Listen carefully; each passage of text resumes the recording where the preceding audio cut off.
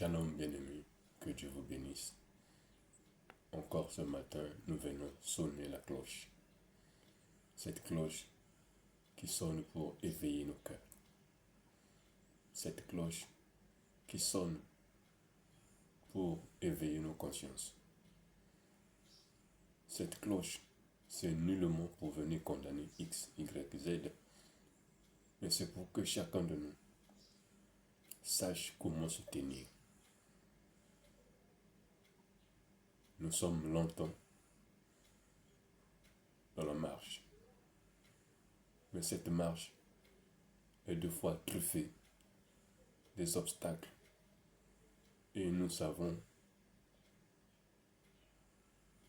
que ces obstacles ont une mission pour arrêter notre course.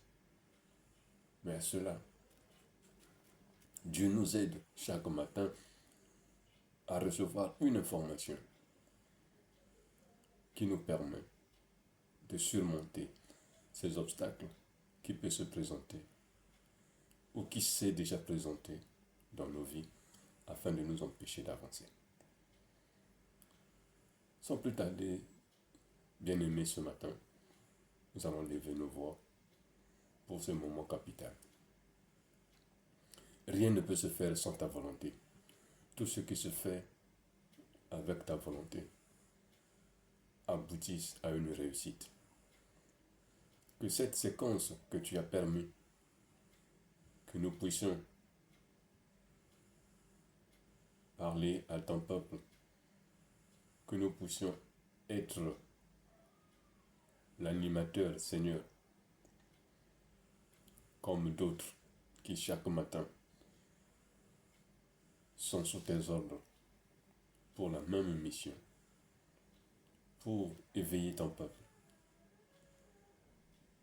Seigneur, que tous soyons bénis, et ceux qui se donneront de leur temps, leur séquence d'occupation sacrifiée à se connecter à cette vidéo. Seigneur, que ta parole trouve place dans leur cœur, car il n'y a que toi qui es capable de transformer un cœur.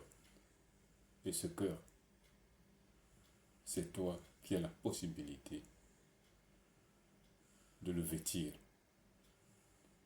de la chair, afin que ces cœurs soient ceux qui sont orientés, destinés vers toi. Béni sois-tu, mon Dieu, pour cette exhortation matinale. Couvre cet espace par ta grâce et par ton autorité, au nom de Jésus-Christ. Bien-aimé, toi qui nous suis de cours, depuis quelque temps, nous sommes à l'animation matinale dans cette séquence que nous appelons la séquence d'encouragement. Ceci est intitulé notre exhortation matinale, avec un thème principal qui est basé sur l'encouragement.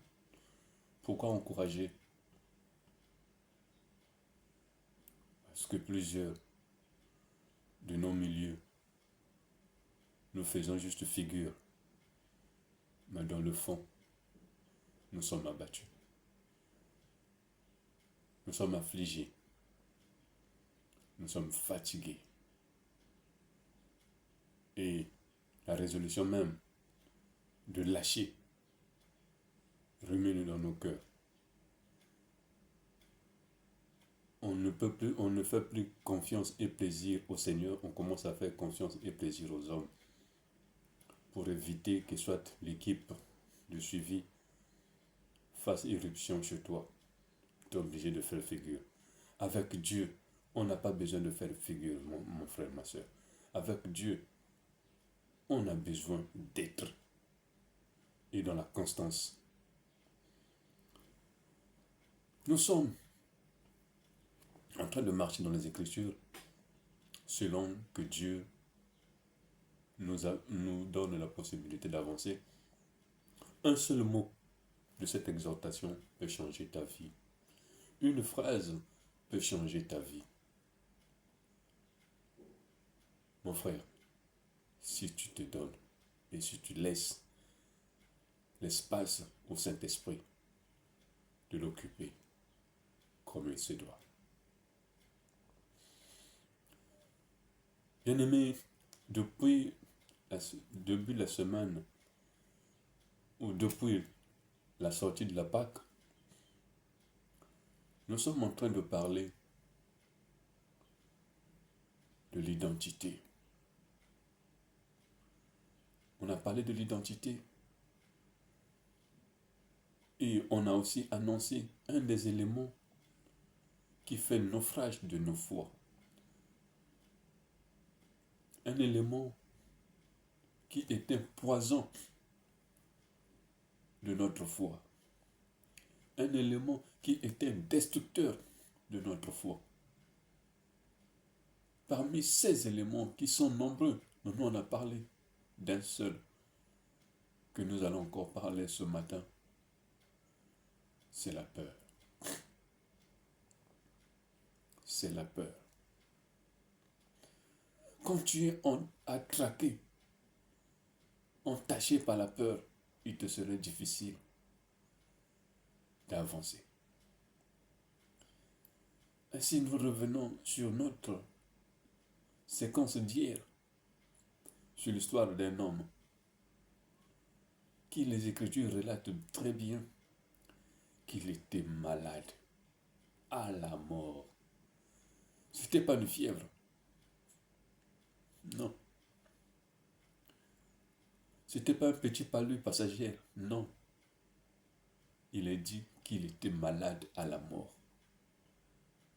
Quand un homme se trouve aux abois, quand un homme se trouve à la fin de ses pensées, de ses réactions, et devant lui, il n'y a que la mort qui se positionne. Plus de solution. Ces hommes ou ces femmes ont besoin d'une parole